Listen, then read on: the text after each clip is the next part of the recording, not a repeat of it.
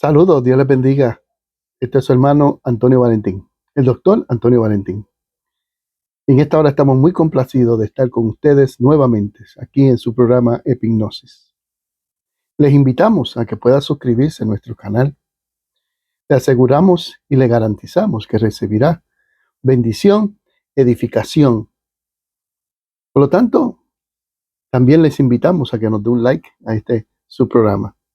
Es para nosotros un placer poder servirle con toda honestidad y con toda sinceridad. Así que hoy vamos a estar hablando de un tema que es controversial. Y el tema es si la salvación se pierde, sí o no. Hay un grupo de personas que piensan que la salvación se pierde de manera fácil. Otros que la salvación no se puede perder de ninguna forma. Hay otro tercer grupo que está entre los dos, que la salvación no se puede perder por cualquier cosa, aunque sí pueden haber algunas cosas que pueden fomentar el o la perdición. Desde mi postura bíblica, teológica, cristológica, soteriológica, entiendo que la salvación es una obra exclusiva de Dios. La salvación viene de la mente de Dios, no del hombre. El hombre no tiene la capacidad alguna de pensar cómo debe salvarse, aunque lo han intentado y han desarrollado ideologías y fórmulas hipotéticas para poder lograr algo que ellos mismos no entienden. Salvación es algo espiritual, porque en ese sentido espiritual el hombre se separó de Dios. Y entonces Dios en su amor y su misericordia crea un plan salvífico, con la incapacidad humana de poder reconciliarse a sí mismo con Dios. Por eso la Biblia dice que Dios envió el ministerio de la reconciliación, en el cual Dios nos liga nuevamente a Él, a través y mediante Jesucristo. La salvación es una obra netamente de Dios. Y por cuanto es netamente de Dios, Dios no hace nada a media. Dios nos salvó mediante la obra poderosa, exclusiva, indestructible de la cruz de Cristo. En la cruz de Cristo se logró aquello que el hombre nunca pudo lograr. Si la salvación se perdiere, como dicen muchos, la salvación entonces depende totalmente del hombre. El hombre se salva a sí mismo. Si la salvación se perdiere, vuelvo a repetir, yo no quisiera tener una salvación que se pierda tan fácil, porque si se pierde tan fácil es porque la salvación no depende de la cruz de Cristo ni de la obra de Cristo, depende totalmente de mi esfuerzo religioso. Por eso vemos a mucha gente esforzándose, no para crecer en su salvación, sino con temor de perder algo que ya tienen en Cristo Jesús. Significa que ese pensamiento de una salvación que se puede perder muy fácil descansa en la inseguridad salvífica de muchas personas. Sin embargo, la Biblia cuando dice que el Espíritu da testimonio de que somos hijos de Dios, el Espíritu Santo nos da seguridad de que nosotros pertenecemos a la familia de Dios. No porque nosotros nos hayamos vinculado a la misma, sino porque Dios nos ha vinculado. Siempre que estamos hablando de la salvación en la palabra del Señor, especialmente en el Nuevo Pacto, hay lo que llamamos un modo pasivo, en el sentido griego, la morfología, un modo pasivo que significa que Dios es el que toma la acción en el ser humano. Nosotros hemos recibido un regalo, y un regalo es un regalo no se quita, un regalo se obsequia y se da permanentemente a una persona. Entonces el hombre podrá destruir esa obra poderosa que Dios ha hecho en él. En cierta ocasión, en un estudio bíblico, un hermano allá en Puerto Rico me mencionó que si la morcilla, que es un alimento de nuestro país, en su elaboración tiene sangre y tiene arroz y esos elementos, que se ha enseñado que comer morcilla es prácticamente desobedecer a Dios, se puede perder la salvación por comer una morcilla. Y él vino con esa argumentación y yo sencillamente le pregunté si la morcilla podía invalidar la obra poderosa de la cruz de Cristo en su vida. Si una morcilla puede hacerlo, entonces lo que Cristo hizo en la cruz del Calvario es totalmente débil. Y cuando nosotros pensamos de esa forma, nosotros no tenemos seguridad. Nosotros vivimos bajo una marginación dogmática. La salvación es algo que tiene que ver con el nuevo nacimiento. El nuevo nacimiento es la recreación nueva en el ser humano. De modo que si alguno está en Cristo, nueva criatura es.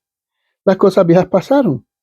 Y decir que las cosas viejas pasaron está diciendo que pasaron. Definitivamente no tienen poder contra aquel que ha recibido esta gran salvación. Por lo tanto, nosotros tenemos que analizar cuán poderosa es la obra de Cristo. Nosotros como seres humanos y cristianos devotos y fieles al Señor sufrimos porque vivimos en un cuerpo lleno de debilidades. Tenemos nuestras batallas mentales. Pero cada vez que usted tiene su batalla mental o toma una mala decisión o ha cometido una falta, significa que usted perdió la salvación. Solamente la mente insegura puede pensar de esa forma, porque no entiende la obra poderosa de Cristo Jesús. No entiende cuán poderoso es la sangre de Cristo que nos ha quitado aquella maldición, definitivamente. Cuando una persona acepta por fe a Cristo, el Espíritu Santo viene a habitar en él. El Espíritu Santo no viene y nos abandona. El Espíritu Santo está con nosotros trabajando en nuestro crecimiento, en nuestra santificación. El Espíritu Santo sabe que tenemos debilidades, luchas y batallas. Y que si alguno ha pecado, Juan lo dice, abogado tenemos con el Padre. Porque ya en la cruz del Calvario el Señor ya proveyó todos los beneficios del reino de Dios. Volviendo atrás, nacer de nuevo significa tener una nueva mentalidad en Cristo Jesús, reconocer y entender que Él es el que sostiene todas las cosas. Nosotros no nos sostenemos a nosotros mismos. Nosotros seguimos entendiendo y obedeciendo el mandamiento del nuevo pacto, amándonos los unos a los otros, teniendo compasión los unos por los otros, teniendo empatía por los unos a los otros, obedeciendo ese mandamiento maravilloso, amar a Dios sobre todas las cosas y a nuestro prójimo como a sí mismo. Si la salvación se pierde, como dicen muchas personas, entonces yo no quiero una salvación como esa. Llevo casi 40 años sirviéndole al Señor. He tenido mis faltas y mis fallas. Muchos me han juzgado, me han señalado, me han rechazado. Son personas que no tienen el ministerio de la restauración ni de la reconciliación, porque solamente entienden que Dios es un Dios de ira, que está pendiente a que nosotros pequemos para mandarnos para el infierno. Oh, pero ¿qué Dios de amor es ese? Si nosotros leyéramos bien las Escrituras, vamos a entender que la Escritura es clara con ese término. Tenemos que guardarnos para el Señor, servirle al Señor. Tenemos que empoderarnos de aquello que ya el Señor nos ha dado. Tenemos que comenzar a vivir con seguridad salvífica. Solamente Jesucristo nos salvó. Él nos entregó a su Padre. Su Padre nos hizo su Hijo. Nosotros tenemos a Dios como nuestro Padre. Hemos recibido las herencias gloriosas del Evangelio y aguardamos la esperanza escatológica de lograr esa perfección total que el Señor nos está llamando, invitando. Por lo tanto, con todo eso, nosotros debemos de vivir una vida en obediencia, una vida santa y separada para Dios. En otra ocasión estaré hablando sobre el concepto de la santidad dentro de el margen religioso y, ¿verdad?, en nuestra fe.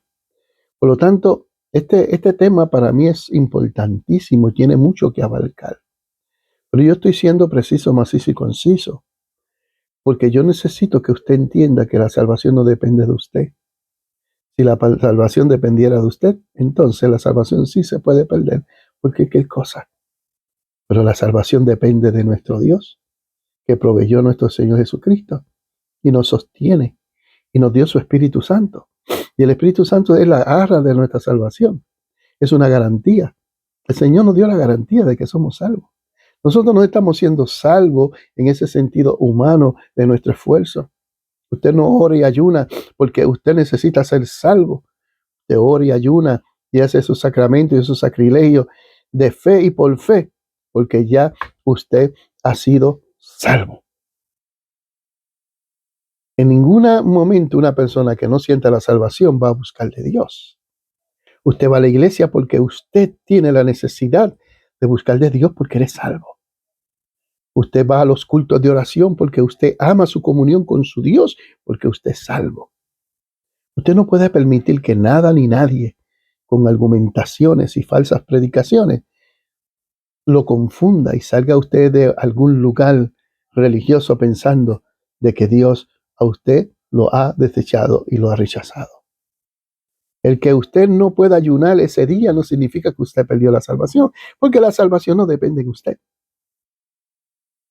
Nosotros creemos la salvación por fe y para fe, confiando totalmente en esa obra poderosa de la cruz de Cristo.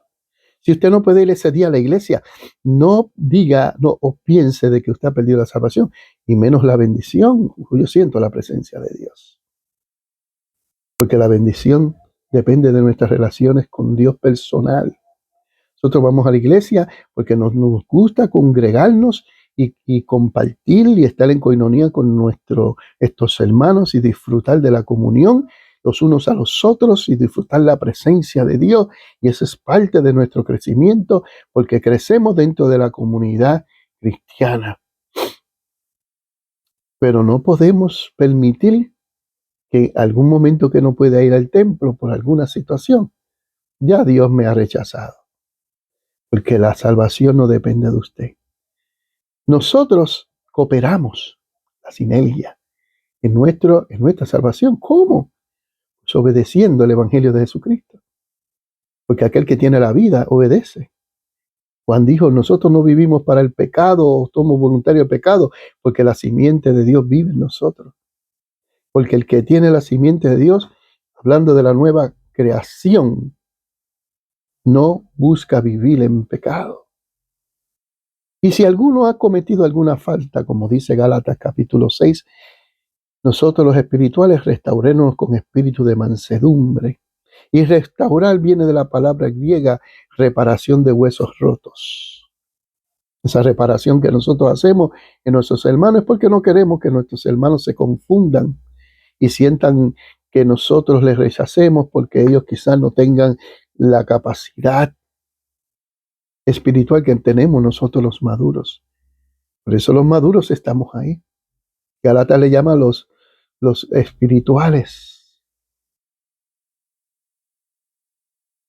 Y es importante entender esto, porque nos debemos sostener los unos a los otros y llevarnos las cargas los unos a los otros, exaltarnos los unos a los otros, amarnos los unos a los otros y entender gloriosamente que esta salvación no depende de nosotros.